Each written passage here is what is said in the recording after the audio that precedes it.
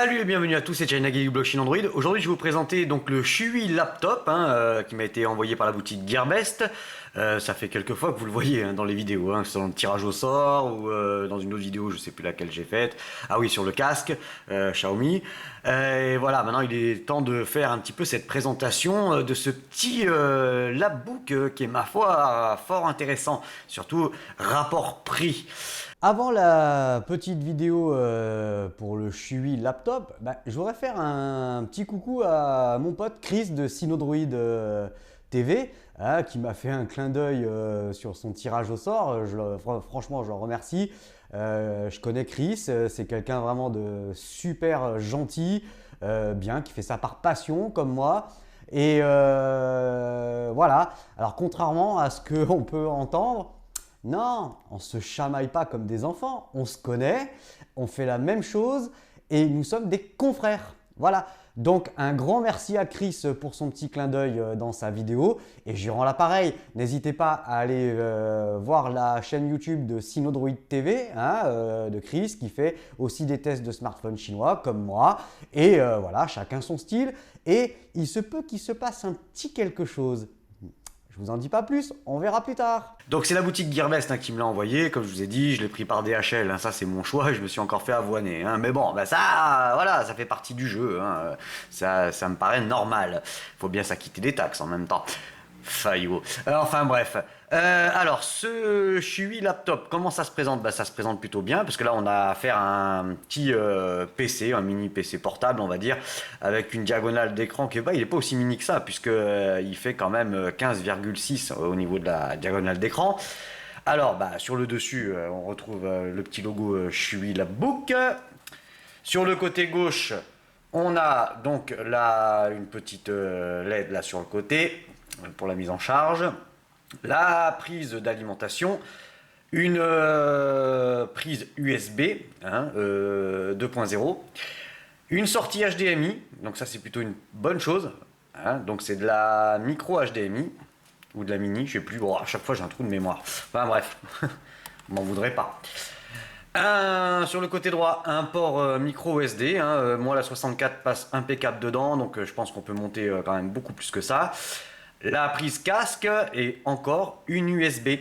Voilà, donc ça c'est plutôt une bonne chose. Sur le dessus, absolument rien. Voilà, une jolie tranche. C'est bien fini, c'est bon, ça fait un petit peu plastique, mais ça fait plastique assez classe quand même, plutôt bien. Sur le dessous, hop, voilà. Ça pèse son petit poids à bout de bras, ne pas croire avec la caméra au milieu. Donc deux haut-parleurs, un situé à gauche et un situé à droite, donc ça c'est bien aussi. Le logo Intel Inside, des tampons qui adhèrent plutôt bien parce que ça l'empêche de glisser, il se promène pas trop. Et là on va voir un petit peu ce que ça donne. Hop là, quel bel écran.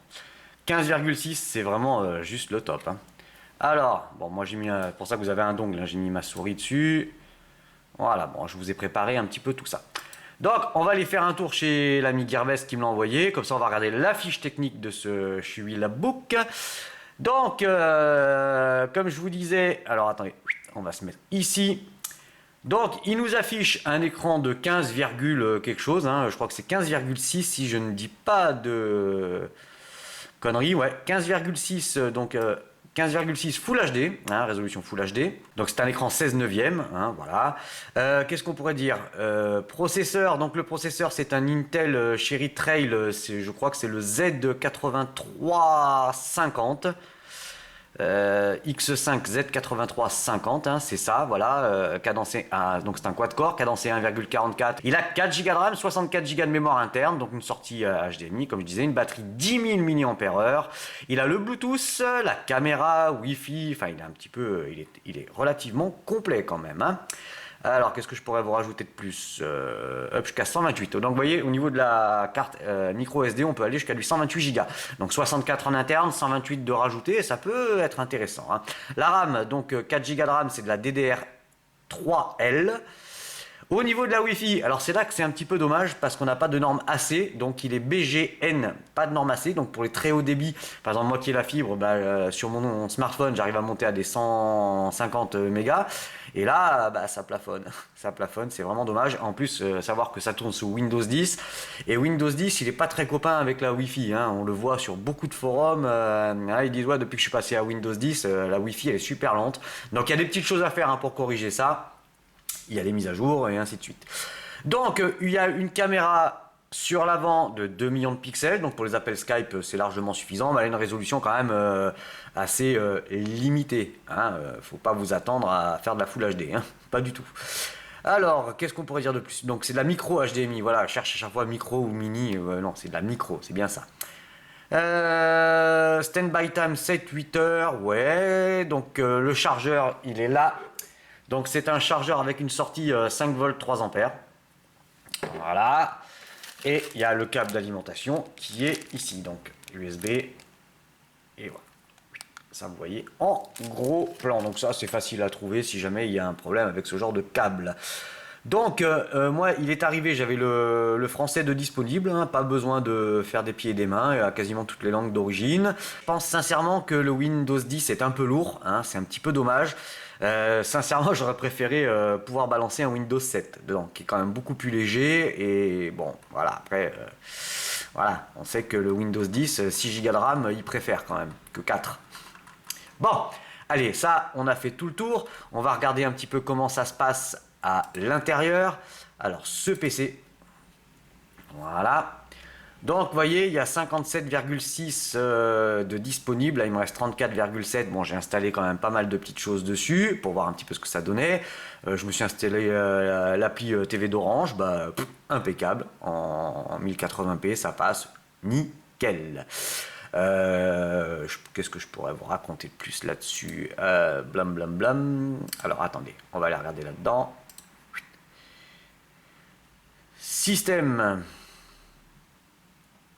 Application stockage, hop, information système. Voilà. Alors, on va peut-être zoomer un petit peu. Donc, on est sur un Windows 10 famille avec une idée produit OEM. Bon, ouais.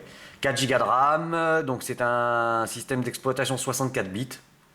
Ah, je suis innovation. Bon, après, voilà, je ne sais pas quoi vous dire de plus. Batterie. Voilà.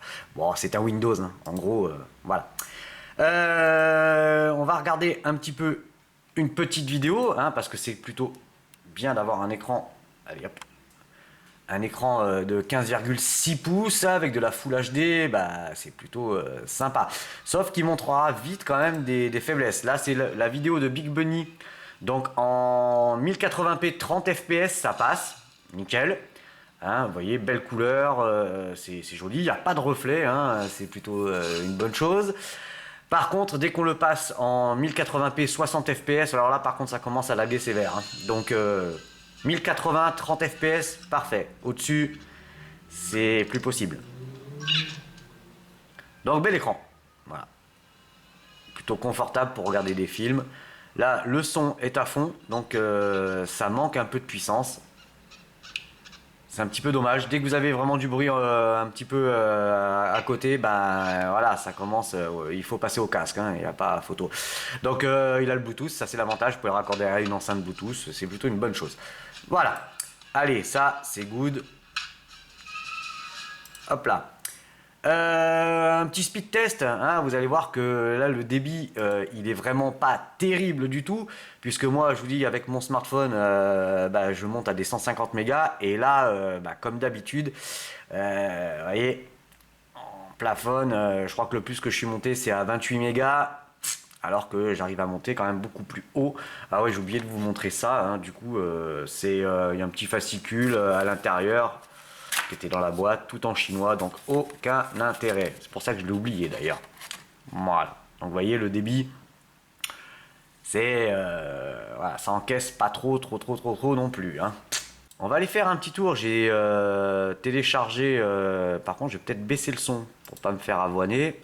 Voilà. Donc j'ai mis Asphalt 8 Airborne et j'ai collé ma manette de Xbox, hein, donc en USB. Et vous allez voir que bah voilà, c'est plutôt bien parce que ça fonctionne. Hop, vous voyez.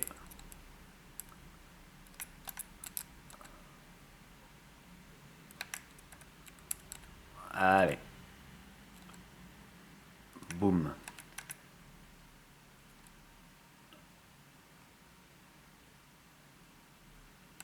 Vous voyez, donc c'est fluide, hein, ça tient quand même pour ce genre de jeu, ça va. Bon, après, je vous conseille pas de vous taper un Dirt Rally là-dessus, hein. Ça c'est sûr et certain. Mais bon, voilà, pour du loisir, c'est quand même assez sympa. Donc il y a le Windows Store dessus, et puis voilà. Bon, vous avez pu le voir, ça se comporte plutôt bien. Donc, bah, pas vraiment de pour, pas vraiment de contre, hein. Au niveau de la batterie, je tiens entre 4 et 5 heures avec une charge pleine, tranquillement, et je le sollicite plutôt bien. Au niveau du temps de recharge, il met à peu près 3 heures pour se charger complètement. Bon, bah, batterie 10 000 quand même, hein. Ça se trimballe partout. Le clavier, est donc, il arrive en QWERTY. Hein, ça sera à vous d'acheter. Moi, j'achète sur des stickers, hein, AZERTY sur Amazon. Hein, vous tapez stickers AZERTY et vous tombez sur une flopée de vendeurs et ça coûte 3 euros. Quoi. Je veux dire, là, vous les collez dessus et après, c'est terminé. Vous oubliez le clavier QWERTY. Donc, ça, c'est une très bonne chose. C'était Tianagi du Blockchain Android. Si vous avez aimé cette vidéo, n'hésitez pas à la partager, à la liker sur les réseaux sociaux, Google, Facebook, Twitter. Prochain test, bah, ça sera encore un Xiaomi. Voilà, moi je vous dis à plus les copains. Salut!